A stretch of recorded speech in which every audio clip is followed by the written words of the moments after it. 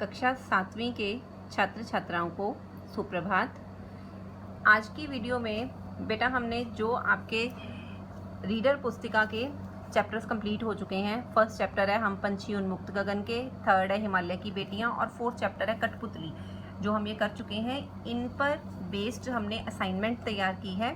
पहले आपको मैं वो बता देती हूँ। आपने चैप्टर्स रीड आउट करने के बाद ये सभी जो MCQ की फॉर्म में है क्वेश्चंस, आपने इनके आंसर्स फाइंड आउट करने हैं।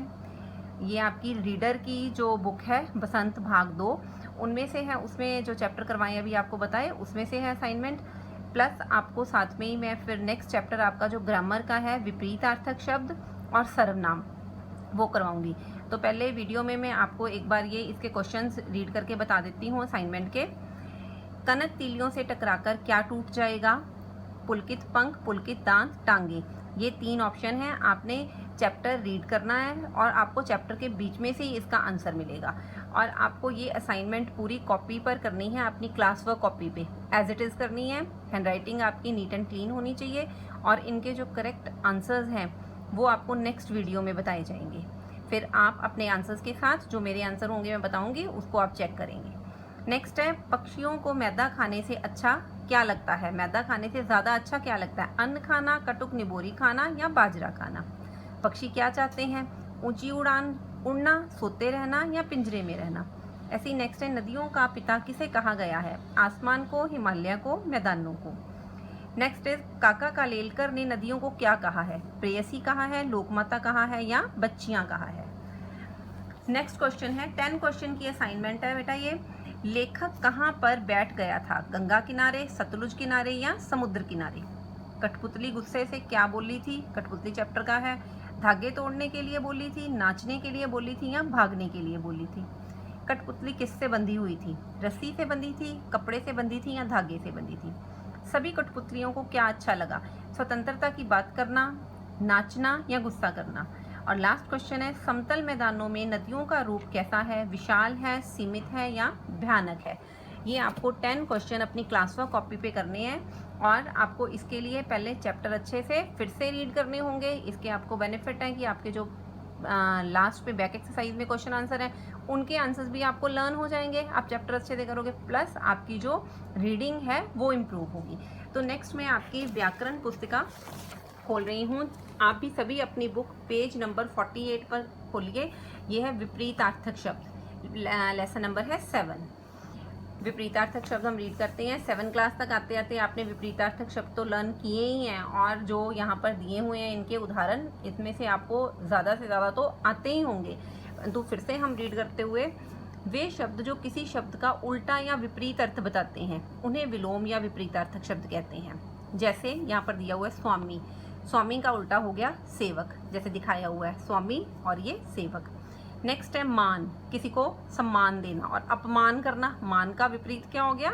इसको विलोम भी बोलते हैं, उल्टा शब्द भी बोलते हैं और विपरीतार्थक शब्द भी बोलते हैं। मान का उल्टा अपमान। यहाँ पर बच्चे ऐसे ही नेक्स्ट पेज पर पेज नंबर 49 पर 2 लाइन में आपके ये सारे विलोम शब्द दिए हुए हैं। आपने ये सभी लर्न करने हैं। ये चैप्टर आपने पूरा लर्न करना है, कोई भी वर्ड छोड़ना नहीं है इसमें से। मैं आपको एक बार कुछ शब्द पढ़ के बता देती हूँ, जैसे अभिज्ञ, अनभिज्ञ, नवीन, प्राचीन, आदि, अंत, आशा, निराशा, अभ्यंतर, बाह्य, गुरु, लघु। इनमें से कोई ऐसे वर्ड नहीं है कि जो आपको डिफिकल्ट लगे। ये आपको बहुत अच्छे से कंठस्थ होनी चाहिए। राइट बच्चे? चिंतित, निश्चिंत, उपस्थित, अनुपस्थित, उतार चढ़ाव। आप 1-2 बार, मैक्सिमम आप 3 बार इनको रीड करोगे तो आपको ज़्यादा से ज़्यादा ये लर्न हो भी जाएंगे। कुछ एक वर्ड होंगे जो बीच में से आपको थोड़े से डिफिकल्ट लगेंगे, तो वो आपको उनको रीडिंग करते रहना है बार बार, ताकि आपको अच्छे से लर्न हो जाए। तो ये विपरीतार्थक का चैप्टर आपको पूरा लर्न करना है। नेक्स्ट जो है आपका चैप्टर है सर्वनाम का। सर्वनाम है आपका नेक्स्ट चैप्टर हम करेंगे पेज नंबर 123 पे है आपका ये सर्वनाम। हाँ जी, सर्वनाम। आपने सभी ने संज्ञा तो पढ़ा ही है कि संज्ञा किसे कहते हैं।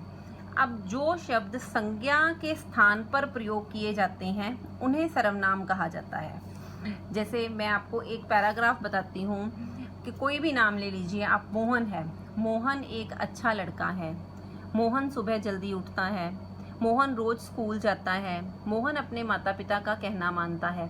मैंने मोहन क्या है, मोहन किसी चीज़ का नाम है, तो हमने जैसे पहले किया कि किसी चीज़ वस्तु के नाम को क्या कहते हैं, संज्ञा।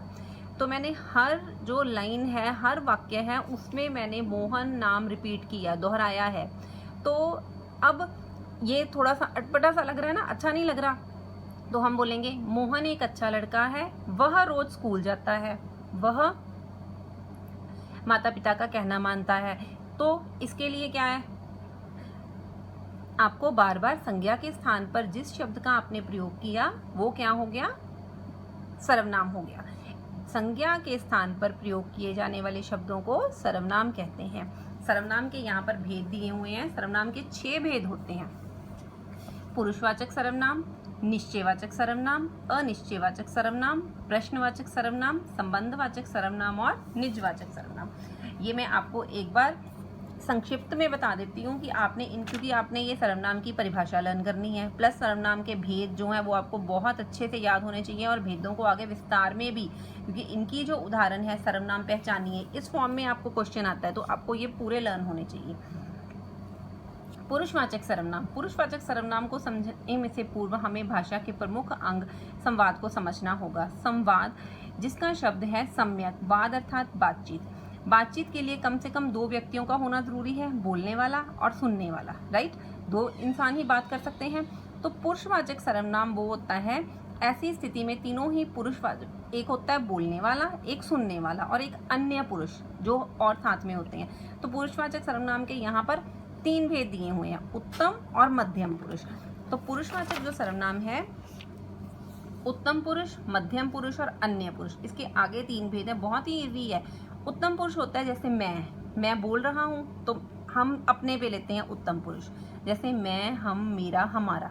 जिन सर्वनाम शब्दों का प्रयोग वक्ता अपने लिए करे, किसी अन्य के साथ संबंध बताने के लिए करता है, जैसे मैं, हम, मेरा, हमारा। मेरी माताजी बहुत अच्छी हैं, हम विद्यालय में पढ़ते हैं, तो ये हो गया उत्तम पुरुष। मध्यम पुरुष हो जाता है जिसके साथ बात की जाती है, जैसे तुम, तुम्हारा, तुम मेरे पुत्र हो, तुम्हें पिताजी का कहना मानना चाहिए, ये हो गया मध्यम पुरुष। नेक्स्ट है अन्य पुरुष। अन्य पुरुष हम जिसके बारे में बात करते हैं, जैसे मैं, उत्तम पुरुष, तुम, मध्यम पुरुष और मैं थर्ड पर्सन के बारे में बात कर रही हूँ, हमें उनके साथ ऐसा नहीं करना चाहिए, उन्हें बहुत मार पड़ी, तो हम तीसरे किसी व्यक्ति के बारे में बात कर रहे हैं, वो होता है अन्य पुरुष। नेक्स्ट है निश्चयवाचक या संकेतवाचक भी इसको कहा जाता है। वे सर्वनाम शब्द जो किसी व्यक्ति या वस्तु आदि निश्चित का बोध कराते हैं, निश्चयवाचक सर्वनाम कहलाते हैं। इस बोध हेतु इशारा या संकेत भी किया जा सकता है, जैसे यहाँ पर नाम है, संकेत का अर्थ होता है इशारा करना, तो इशारा करके भी हम बता सकते हैं। निश्चयवाचक सर्वनाम को संकेतवाचक सर्वनाम भी कहा जाता है। यह बोध अथवा संकेत समीप के व्यक्ति वस्तु का भी हो सकता है और दूर के व्यक्ति वस्तु का भी हो सकता है।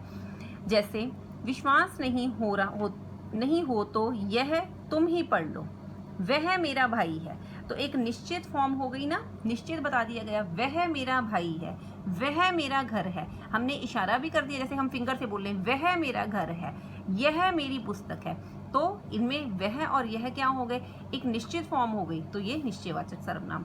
अनिश्चयवाचक सर्वनाम होता है वे सर्वनाम शब्द जो किसी अनिश्चित वस्तु या व्यक्ति का बोध कराएं, जैसे बाहर कोई आया है, पानी में कुछ गिर गया। अब हमें पता नहीं है ना, क्योंकि निश्चय में तो हमें निश्चय पता है कि यह और वह आ गया, पर इसमें कोई आया है, कुछ गिर गया, ये क्या हो गया, कोई और कुछ वर्ड आते हैं अनिश्चयवाचक सर्वनाम के अंतर्गत। नेक्स्ट है प्रश्नवाचक। प्रश्नवाचक तो आपके लिए बहुत ही ईजी है, जैसे कि यहाँ से ही पता चलता है, जिसमें प्रश्न पूछा जाए।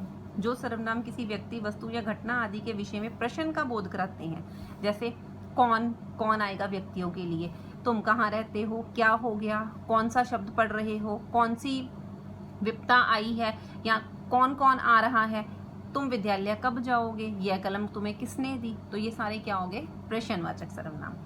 संबंधवाचक सर्वनाम जो 2 आपस में वाक्यों को जोड़े, वो होता है जो आपस में संज्ञा और सर्वनाम से संबंध बताते हैं, वे होते हैं संबंधवाचक सर्वनाम। जैसे जिसकी लाठी उसकी भैंस, दोनों आपस में जुड़ गए, जैसी करनी वैसी भरनी। अब जिसकी, उसकी, जैसी, वैसी, ये क्या है, सर्वनाम है, पर ये सर्वनाम का कौन सा भेद है, संबंधवाचक सर्वनाम। नेक्स्ट है निजवाचक सर्वनाम। निजवाचक सर्वनाम, निज का मतलब क्या होता है? अपना। हम जो अपने पे बात लिखते हैं। निज शब्द का अर्थ होता है अपना। जिन सर्वनामों का प्रयोग स्वयं के लिए किया जाए, अपने आप के लिए किया जाए, वो निजवाचक सर्वनाम है। हिंदी में निजता व्यक्त करने हेतु स्वयं, खुद, अपने आप आदि शब्दों का प्रयोग किया। जैसे हमें अपना काम स्वयं करना चाहिए, मैं खुद वहाँ जाऊँगा, मैं स्वयं देख रहा हूँ, मुझे खुद अपना काम करने दो। तो ये कौन सा है सर्वनाम का? ये 6 भेद है निजवाचक सर्वनाम। यहाँ पर बेटा लास्ट में बैक एक्सरसाइज दी हुई है, तो आपने ये अंदर से चैप्टर पढ़ने के बाद ये पूरी बैक एक्सरसाइज सॉल्व करनी है। तो सर्वनाम के भेद आपको बता दिए हैं, सर्वनाम की परिभाषा बता दी है कि संज्ञा के स्थान पर प्रयोग किए जाने वाले शब्दों को सर्वनाम कहते हैं, और सर्वनाम के 6 भेद हैं, उनकी आपको परिभाषाएं लर्न करनी है, प्लस आप लर्न भी करनी है और लिखनी भी है। प्लस आपको सातवें चैप्टर्स के जो आपके रीडर के चैप्टर हैं उनकी एक्टिविटी भी मैं आपको इसी वीडियो में बता रही हूँ कि आपको एक्टिविटी भी करनी है। आपके सिलेबस से रिलेटेड जो एक्टिविटी है, आपने नदी का चित्र बनाना है A4 साइज शीट पर, लैंडस्केप बनाना है, प्लस आपने पक्षियों के चित्र बनाने हैं। ये आपके चैप्टर से रिलेटेड एक्टिविटी है, चार्ट पर बनाने हैं। ये 2 आपके जो है चित्र बनाने हैं आपने A4 साइज शीट पे, प्लस आपने विपरीतार्थक शब्द लर्न करने हैं। असाइनमेंट अपनी क्लास वर्क कॉपी पे करनी है, और ये जो चैप्टर है सर्वनाम, ये भी आपने लर्न करना है। धन्यवाद।